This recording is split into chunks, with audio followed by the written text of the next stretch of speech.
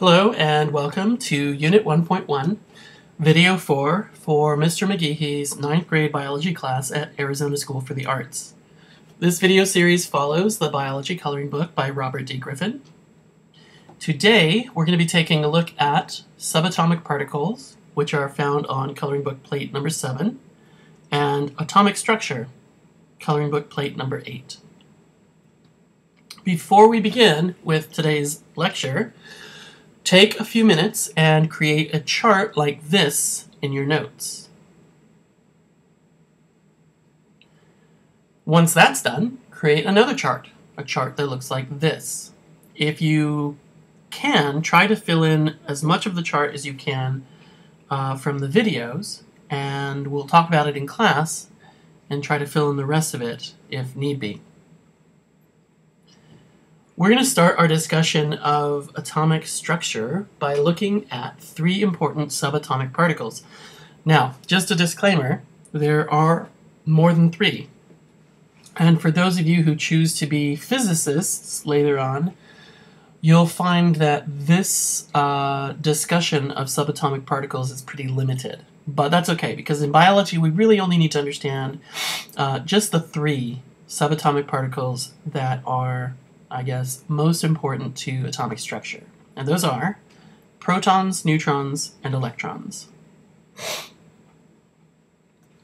We should also talk about regions of an atom. The nucleus, which is the most dense part of the atom in the center of the whole atom. And then the electron cloud, which is much, much larger, but mostly empty. If you notice here, the nucleus is where you find the neutrons and protons, and the electron cloud is the region outside of that where you can find the electrons. So take a look at this carbon atom. How many protons does it have? How many electrons? How many neutrons? And finally, what is the charge of this carbon atom?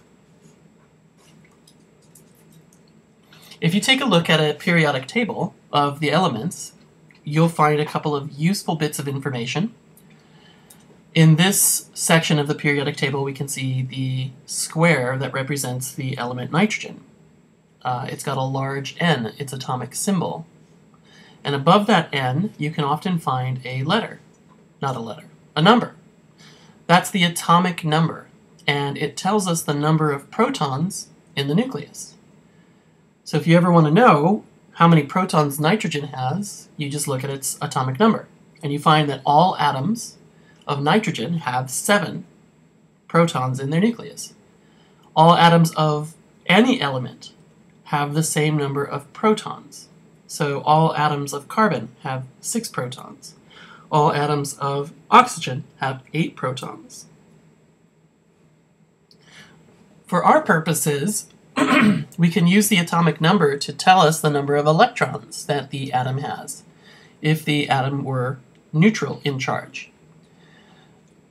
This isn't always the case in nature. Sometimes atoms have more electrons or fewer electrons than they have protons, and that's okay. We'll look at this more in detail in more detail in class, but in general, atoms of the same element with different electron numbers are called ions. Oftentimes on a periodic table you can find a number below the atomic symbol. This will be usually a large number. Sometimes it's 2 or 3 times what the atomic number is. That number is the atomic mass. It's complicated how scientists derive this number, and we don't really need to go into that process, but we do need to know is that we can use this number to tell us how many protons and neutrons together we are likely to find in the nucleus of an atom. So in this image, we've got an atomic mass number of 14.01. If we round that to the nearest whole number, which is 14, then we find out that nitrogen has a total of 14 protons and neutrons together. So the number of protons plus the number of neutrons is equal to 14. So if we know how many protons nitrogen has, then we can figure out how many neutrons it has. And so what do you think? How many neutrons does nitrogen have?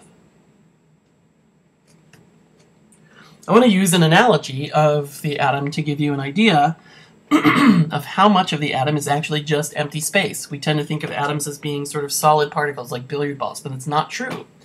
They're mostly empty. So imagine that you were at a football game, and on the 50-yard line in the middle of the football field there was a tiny little bean. That bean would represent the size of the nucleus of the atom compared to the rest of the stadium, which would be the size of the electron cloud. So the bean is the nucleus. The whole stadium, all the stands and everything surrounding the football field is the electron cloud. And then if I dumped a few fleas somewhere in that stadium, that would be the relative size of the electrons in the electron cloud. So what you can see is, by this analogy, the atom's structure is mostly empty space. Most of the mass is concentrated in the nucleus, and there's all this empty space where you find tiny little particles called electrons flying around at high speed. Electrons are found in what are called energy levels, or sometimes they're called shells or valence shells or just levels. Each shell can hold between 2 and 32 electrons. And we have a name for the outermost energy level. It's called a valence shell. We're going to keep it simple because for biology, most of the chemicals we're interested in, most of the elements we're interested in, are in the first 3 rows of the periodic table, and that means that we don't have to worry about more than 3 shells or 3 energy levels. The first energy level can hold a total of 2 electrons. Second energy level can hold a total of 8 electrons, and the third energy level can hold another 8. We're going to talk about why this is important in class. So make sure you have a copy of this chart as well. Now, valence electrons are important. These are the electrons that are in the outermost energy level. And the reason they're important is because chemical reactions happen when atoms gain, lose, or share valence electrons.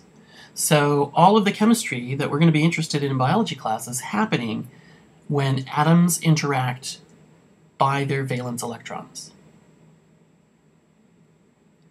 All right, so that's the end of this video. Please complete the corresponding review questions and be prepared to show your notes in class.